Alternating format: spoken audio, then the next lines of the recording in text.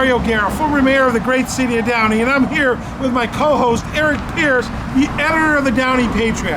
And we're in downtown Downey today, and we're here with Talking Downey with Mario and Eric.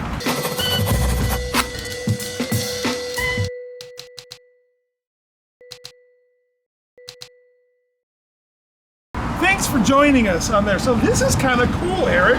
We're doing our first remote shot.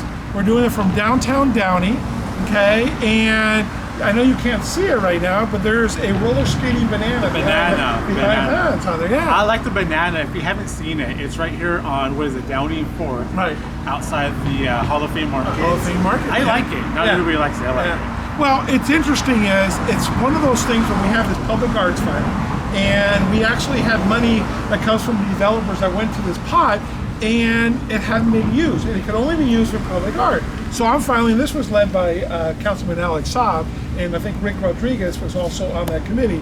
But they basically went through and said, hey, let's just get some art on here. Yeah. Maybe people won't like it, but down there, but it stirs conversation. Yeah, it does. So today we're outside. We're outside. Change of pace, and we want to get some fresh air the next day. Absolutely. We don't know how the audio is going to be. It's kind of a test to see how it goes. It is. I like being out here. Hopefully it goes okay. We can get some tweaks, but I like being outside. Yeah. We want to do this more. We want to explore other places in Downey and bring people there, because we'll do this. Our podcast is both on YouTube for the video, and then of course for wherever you can get a podcast on Apple, Spotify, wherever you can get your podcast, we're there. Talking Downey with Mario and Eric. Okay. Yeah. Anyways, and by the way, we are sponsored. This is made available by the sponsorship of Financial Partners Credit Union, our local hometown credit union for the past 85 years. So I think we probably need to talk up, that might be the only issue on this.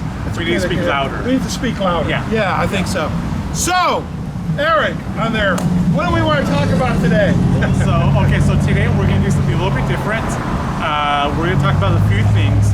On Facebook, I asked people to give recommendations on what we should be talking about. We had some people comment, so we're going to go on Facebook.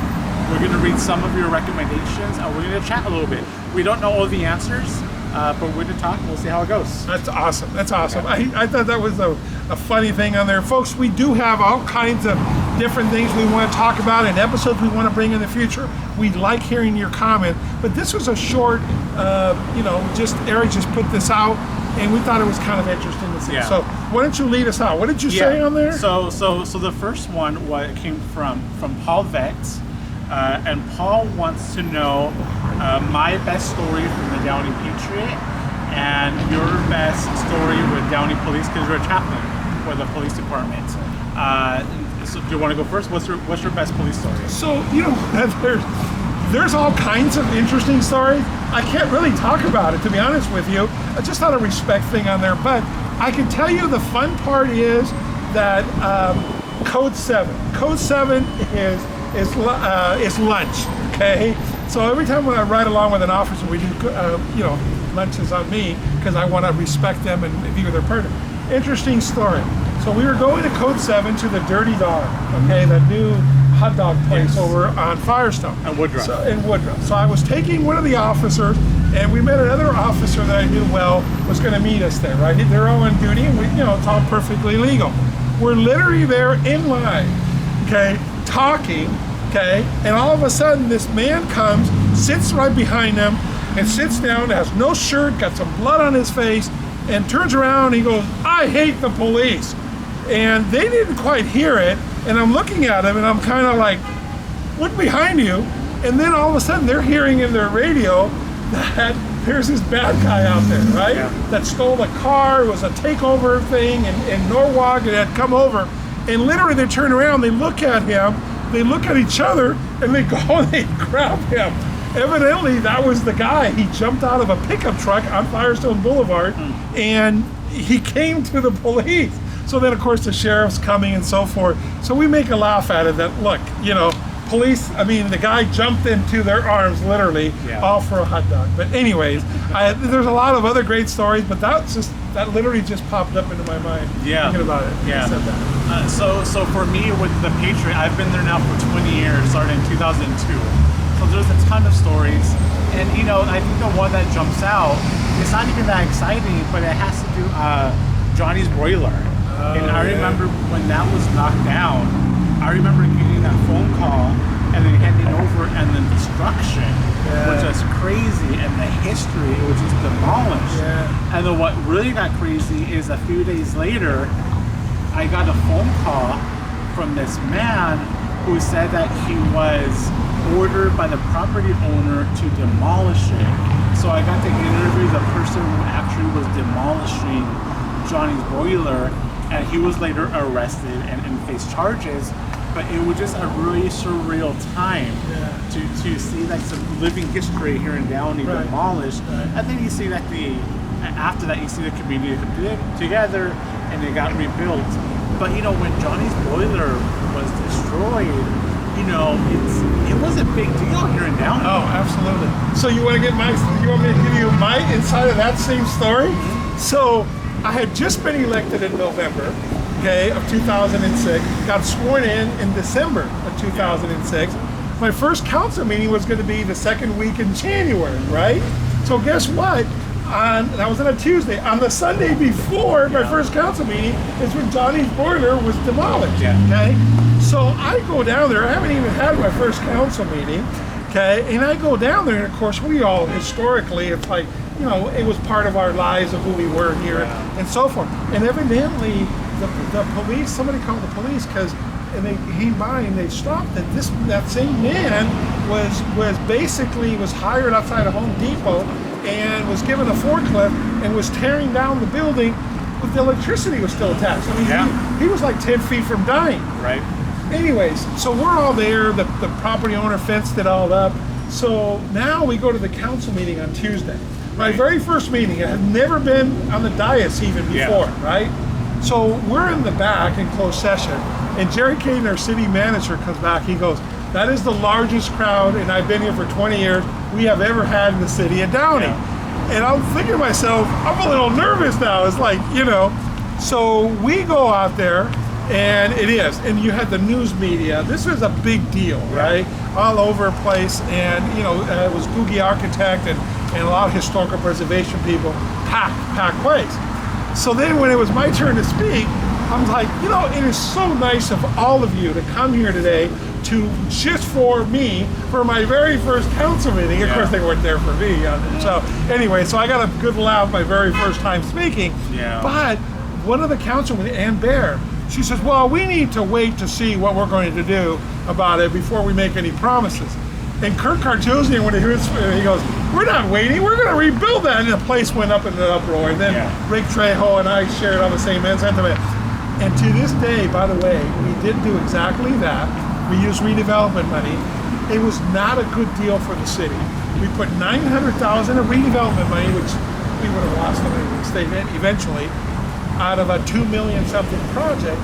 But we got an operator that promised to restore it with the original rocks and everything else. So from that perspective, I'm glad you brought the whole Johnny story up. There, you know. Now we just have to support it because you know, there were so many people who were packing the chambers, you know, protesting at City Hall that we have to rebuild Johnny's. And now so many times I drive by and it's empty. And so now we need to support. We have to support it. That's a good point. That is part of our history. The owners there have been great about it. By the way, every single rock up on that wall is put back to exactly the same place or where it was, and it's the original rock. They spent a fortune more in doing construction. Good call, Eric. Good call. All right, let's move on. Olivet has a couple of other topics, and it's getting kind of loud here. I apologize. That's okay. Speak louder. So he says, Senate Blanca, I'm sure he means Blanca Pacheco running for Senate. I think she's going to win. Assembly. I'm sorry, Assembly. But see, he did put Senate on here, but running for Assembly. Downey YMCA, they're fundraising. Hopefully it'll come back. I think so. We had a board meeting on Tuesday, and everybody's very optimistic, and there's some plans, and it looks like we're going to go out to the community soon, and it's going to be rebuilt brand new white on its current site. The earlier plan was to build it over at Sussman. That's not going to happen anymore. It's going to be on the current site. We're going to demolish that one and completely, and they've probably got 65% of the funding. Perfect. Bringing a casino into Downey. First of all, where? Well, you know what's interesting is former Mayor Meredith Perkins had that idea originally before the promenade, actually the Downey Landing, right? So he actually had brought that idea. One of my first things was I wanted to bring an NFL team. I wanted to be the SoFi here, right? Yeah. Something similar. And then of course everybody in the city laughed at me. Right. So my second week on the job, I called the NFL, said, hey, we got 160 acres here. You guys interested? I got a call back. We actually had 2 conversations. Of course, it never happened. Yeah. But I agree. But you got to try. You got to try. I don't know where we put it here now. Yeah, I don't know if I don't want a casino in Downey, but You know who the biggest opponents of that would be? The other cities around us that have casinos. Yeah, that's absolutely. That's who's against Prop 26 and stuff, for example. Yeah. Well, last one, bringing a water park into Downey. That would be a great idea. You know what? I don't know about a water park, but I like those little mini parks of the water parks outside there. Yeah, like a playground. A playground kind of. Yeah, not a whole no, one. not you know, Raging river. Waters or anything. No, I'm not a fan of those, but yeah, something like that. Cool down. I always thought we weren't creative enough here. There's some things that we never pushed the limit to. We were too concerned. You know, our lines on the corner of Downey and Avenue and Firestone. I wanted that to be bold, sidewalk and stuff, like a statement piece. And we always have pretty conservative public works, but that would have been a great idea. That would be very unique. Yeah. Okay, thank you, Paul, for the ideas. Let's move on. Alicia and Ralph, Alicia Edquist and Ralph Verdugo, they want to talk about public safety, rising crime in Downey, how the children are being protected at schools, public safety. Yeah. Well, obviously it's a concern for everybody. I want to say this. Obviously, I'm biased. I'm the chaplain for 20 years, the chaplain for the Downey Police Department. We got some amazing people, great leadership there. So, but it is a concern for everybody. It doesn't help when, you know, the terrible officer that was shooting, that was just in the shopping center a couple of weeks ago. I don't know what you do about crazy people coming into the city that are bad people on that. I don't have any answers for that. It does feel a little bit unsafe. I know our police are out there patrolling. We have more officers. We should get our police chief, Leslie Murray, to maybe come on their show and address that. Last week, there was a crazy incident that a lot of people in social media saw here in Downey on the corner of Paramount and Florence. There's a crazy man walking the sidewalk and walking across the street, shooting a gun up in the air. Yeah. In broad daylight, in too. broad daylight. It was like the middle of the day. Yeah. So when you see those things, so now, thank goodness nobody was hurt. Downey PD was there in a jiffy. I mean, complete control and everything else. I mean, maybe some things are more, you know, exposed because of social media, or more things are talked about. But I don't know, Eric. I'm like anybody else. That's a concern. Yeah, no, I'm with you. I don't know the answer. I'll say I don't feel unsafe in Downey. Yeah. I feel safer in Downey than I do in other communities. Yeah. I think there's a huge benefit we're seeing it from having our own police department here in Downey. I'll tell you, you know, if you're in other neighboring cities that have the sheriff's department, the fact is they don't have as many boots on the ground. We have Downey police officers who are very proactive. I think crime in the area is more of a regional LA County problem, not so much of a Downey issue. As far as keeping kids safe, you know, Downey does have school resource officers on campus at each of the 3 public high schools. I don't know what else you can do.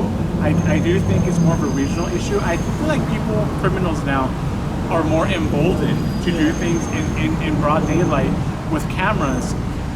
They don't fear repercussions anymore. You know, I don't know what Downey can do about it, but it's a problem. Yeah, I can tell you this from you know 20 years of ride-alongs on a constant basis. When a lot of these officers, they're always thinking ahead, for being proactive. Yeah. When they're driving around, they go in the back alleys, they go on the park, they do all these things. They're very proactive looking. Yeah. So I have confidence in them. It's not. I think that it's like we've always considered ourselves a move-up city, and I think that other people from outside the region come here because we have stuff they want to steal. That's the old line. But man, I'm with you. I don't know what the answer is. Yeah. But look at the chief out here, or somebody from the city. Yeah, that'd be nice. You know. Okay, thank you for the question. George Manzanilla is asking about the economic future of the city, the need for resources to reduce the barrier for entry for a lot of small businesses like office spaces, retail stalls, warehousing, etc. So economic development. Yeah. You want to go first? Or? No, you go ahead. Go ahead. I mentioned to George, this in Bellflower, downtown Bellflower, they have this really cool program where they have like miniature stalls that small businesses can rent, $150 a month, and you can run your business out of it. Right. I think it seems really cool. I don't know the details, but it seems like a really cool way to help these small businesses that need help. I know Downey has talked about building like a incubator over at the Kaufman Wing, at the landing. We're seeing a lot of economic development here in Downey. I think there's still a lot of room for growth here in Downey. What are your thoughts? Well, I think right now we're a little bit in limbo because we don't have an economic development director. We don't have a city manager. But this morning, literally, I was meeting with a realtor named Don Jervis that owns the building on the corner of 2nd and Downey Avenue. And he was telling me that, and before he even told me about his building, how he got a call from the city to see what he wanted to do with his property, and he would consider a restaurant and this and that. And he thought it was pretty cool that we were proactive on that. Yeah. And he goes, and that's now, he built a beautiful building now. Amores Tacos is coming in there on the corner of Downey and 2nd Street. So he was talking about us being proactive business development. I don't know what we're doing right now. I think we're kind of in limbo, but I do know we have a lot of different openings and opportunities. Yeah. I like that. Bellflower, they're downtown Bellflower, they've done a great job. It's fantastic. It really is, and so forth. But, I got to look at that. We're looking at Downtown Downey here. Yeah. It's alive and thriving. Yeah. Our Downtown Improvement Association. You got all these things. So you can make a good case, but yeah, we can always do better. I think we need to think outside the box. Yeah, that was a great question. That incubator thing is a good idea. We've been talking about that for a long time. And that space has been empty for how many years now? Oh yeah, absolutely. 35 years. Yeah. We're talking about Kaufman Wings over on Lakewood. What is that? Is it Alameda? No, not Alameda. The one that T-Bones. It is Alameda. Is it Alameda? It is Alameda. It's really cool. It used to be at the aerospace. Was it Rockwell? North American Aviation, and then Rockwell. And you know what's? Oh, I'm sorry. No, go ahead. No. What's cool about it? People don't know the reason it's called the Kaufman Wing building, and the reason that it's under historical preservation. The architect for it was the same architect Kaufman that designed the Hoover Dam. So there's a little bit of history. So that is historical. Yeah. That can never be tied in, torn down. But it hinders some of the things that can go in there because you have to restore the building a certain way. Yeah. So it's just money. So Sure. it's going to need the city or some economic development incentive to get somebody in there. But something like that. Yeah. Great. Interesting. And thanks, George. We know George. George used to have his office inside the Downey studio. He did. And that was always kind of cool. I love going Yeah, there. absolutely. So. Okay, next question. We have a couple more from Ernie Ventura. He's asking about a series on today's nasty email or something along those lines. So if you haven't read it, on my Facebook, I posted a small snippet of a very nasty email that I received through the Downey Patriot. And I couldn't post much of it because the email was so nasty. And I took out the person's name. It was a former writer for the Downey Patriot, a contributing writer. He was upset because, for different reasons, but most recently he had pitched a story. He pitched a couple of stories, and I turned them down. It wasn't really appropriate, I thought, for different reasons. And so he sent me the nastiest email. Very vulgar, calling me names, and it's almost, I don't take it. It's hard not to take it personally, right. But what's weird is how people just feel so, I don't want to say entitled, but they say things in an email or on social media that I don't think they would say in person. Yeah. But I think because they're behind the computer or on the phone, they feel like they can get away with it. Yeah. And it's really too bad, because words matter. Well, why don't you read off the first the thing you did post? That's because that is just, I just couldn't laugh that somebody would actually think of that. I was trying to look at it. I wasn't being rude and not listening to you, but you're right. All right, so this is what I posted. This is from his. This is the beginning of his letter, 5-page letter. But listen to this. It said, it said, Eric Pierce. For a while, I wonder why you turned against me. The most accomplished, experienced, traveled. Wait. Most accomplished, most experienced, traveled, and widely read writer in the history of Downey Patriot contributors, especially after 13 years of a cordial, seemingly respectful relationship. So this guy has a really high opinion of himself. Yeah. And for 13 years he did contribute to the Downey Patriot. And I said yes to his stories, 99% of the time. And so, and the truth is, he would write stories, and I would get criticized from people, especially from you and other people, who didn't like his writing. But my goal with the Patriot is to have a variety of viewpoints. Right. Opinions I don't agree with. I don't want it to be my newspaper. I want it that it's the community's newspaper. Everybody's welcome to contribute. If I say no to a story, it's for good reason. Right. I don't want to get into the specifics of why I told him no, but they were for good reason. And so he took it personally. He got very offended. But and I'm a big boy. I can take it. It's disappointing that people resort to name calling and they get so personal and so mean. Well, and you shared it with me because he mentioned my name several times, and I've always been critical because he's always written very critical of the city, and he doesn't have the facts. He's got tunnel vision, and he writes his diatribe, and you read it, and you're like, what did he just say? And maybe I'm not smart enough to other. Maybe he is the most well-traveled, well-written, whatever, but I just didn't understand it. And then I would only get upset with you, only like, Eric, why would you let that trash in your paper? And stuff like that. And then you were always very nice and respectful. But the fact, and then he puts you down for being a guest on my show. Okay, a guest on my show. How can you put that? Right. He's not a guest on my show. He is a co-owner of this show. It's Downtown Downey with Mario and Eric. And only Mario went first because we went by age and weight, okay, on it. So that's the only reason. It could very easily be Talking Downey with Eric and Mario. So you're an idiot. You must travel well-read. And he has some really choice where he once said that in writing, my girth is as big as my mouth, okay? Which unfortunately it is, but dude. But what's the point of saying that? In writing. Except throwing a jab on there. Right. And that's what he did on there. He insulted you by trying to tie you into me and all these bad things. He said he heard bad things about me outside a supermarket recently for a candidate that needed signatures to run for city council. Folks, if you're outside the city council, outside of a market, trying to get signatures, you need 25 signatures to qualify. You're pretty bad. And dude, you're listening to this guy, which we kind of know is probably one of the gadflies from the city and stuff that's running now.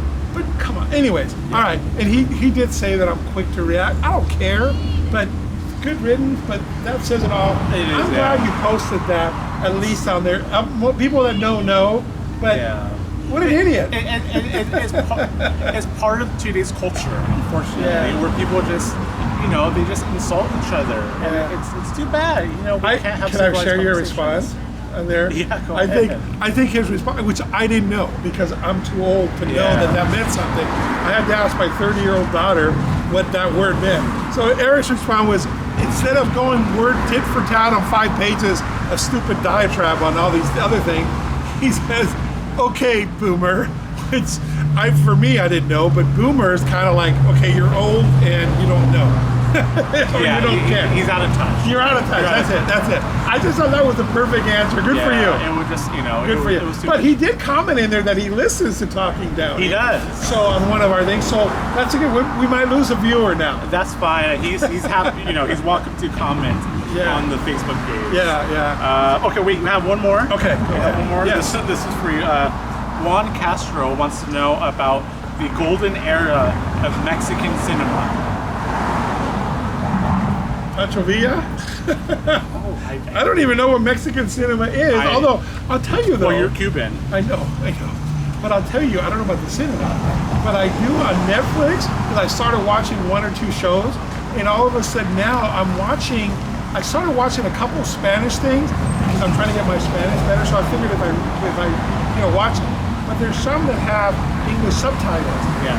And like La Reina del Sur. Okay, I like action stuff, but it's got the subtitles, so I'm learning even better Spanish listening to it. And it's got like 38 episodes. So I've actually I don't know if that's Mexican cinema. Actually, I know that's not Mexican cinema, but I am watching some Netflix Mexican. But it is some of these shows are produced in Mexico. It's kind of interesting. Yeah. So I have nothing to add to Mexican cinema. The closest I think I've watched would be Nailed It on Netflix. It was like the Spanish version of Nailed It, which is really kind of funny. That's all. I have nothing to contribute. But educate us. You let us know. I think that Juan Castro was probably being sarcastic when he said that. Yeah. But we just spent way too much time. Who is he? Juan Castro. Does he live in the city? He looks like a normal guy. Real estate guy here. Yeah. He's got some of our mutual friends on Facebook. Oh, he's a friend of yours and yours on there. Yeah. Okay. Yeah. So I think he was being funny, and that's okay. Yeah. So Juan, you got your 15 seconds of fame on the question. Fame. Yeah. I know, fame on there. There is several people commenting about the safety. Yeah. It kept going on there. Of course, Ken Cook said, speak about what makes the U.S. Army and Pepsi so special to America. Anyone doesn't know him, he's a teacher, a local teacher, and he's a big Pepsi nut. He seems like a nice guy raising his kids and so forth. I will say this, I will answer you, Ken. What makes the U.S. Army great is the people that it has in it and the representing on there. There's amazing correlation of leadership and all the way down to the very first future soldier that's coming in and the first private on there. So anyways, that's my story. Pepsi, I don't know. Look, nobody goes to a restaurant and says, "Hi, can I have a Pepsi?" Yeah. Nobody says that. And then the waiter says, "Is Coke okay?" Yeah. No, it doesn't. People ask for a Coke for a reason. Yeah. And this is Downey. We're a Coke town. We have the biggest distribution center west of the Mississippi or whatever it is. Yeah, it is. Ken, I'm sorry to tell you, you're right. That Dasani bottle, hold it up, Eric. This is Downey tap water, okay? This is a Coca-Cola product. We have over 120 million cases of Coke are produced out of this Downey thing. So you're absolutely right. You know what's funny is I used to work at Taco Bell as a high schooler, and I hear the same thing. When people ask me, can I have a Coke? We used to have to say, is Pepsi okay? Yeah. Because when you're selling Pepsi, you can't just answer the Coke. So Ken, I don't care, dude. It's all good, and we appreciate you. Yeah. Just keep raising your kids right and being a good model for your students at school and everything. Yeah. And yes, we'll have a Pepsi in your honor a little bit. Okay? How's that? We want to thank everybody for your questions. It was actually kind of fun. It was a little bit different. It feels nice being outside. There's a nice breeze.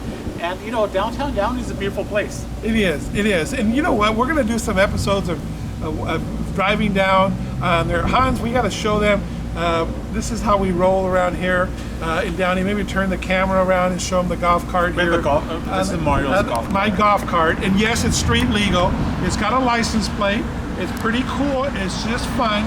It's got seat belts on it and so forth. And then we'll show you the banana behind you. Turn around for the banana. Okay. Well, you're going to get a big part of the banana. It's a roller skating banana here in Downtown Downey. So we can thank our past council. But there is a lot of stuff going on. We'll talk about some of the new things that are opening up in Downtown Downey. We'll talk about the Downtown Downey Improvement Association. We're going to visit the library. We're going to visit the library. Oh man, there's all kinds of cool things down the library. We will film a show from them. But we'd love to hear your other items. Folks, this show, we want to keep it about Downey. We'll do something else about the region, and Eric doesn't like to talk about politics, although we are going to host a candidates forum. I talked to the chamber today and so forth. So we're going to host a candidates forum. There's 3 people running for the 2 council districts. Some of them are crazy people. We will be fair. Eric and I are going to be the moderators. We'll ask good questions and follow-up questions so that way you can be informed. But anyway, okay, now... And I would want to add that Downey Pizza is going to be doing, I think the plans are, I probably shouldn't say this, but more like a meet and greet with the candidates. There you go. So there you go. You know, the more that residents get to know who's running, the better. Yep, absolutely. So we hope you enjoyed this episode. Contact us. Thank you to financial partners for your sponsorship to be able to make this available and to reach out to our community. And we're going to wrap it up. So thank you for listening to Talking Downey with Mario And Eric.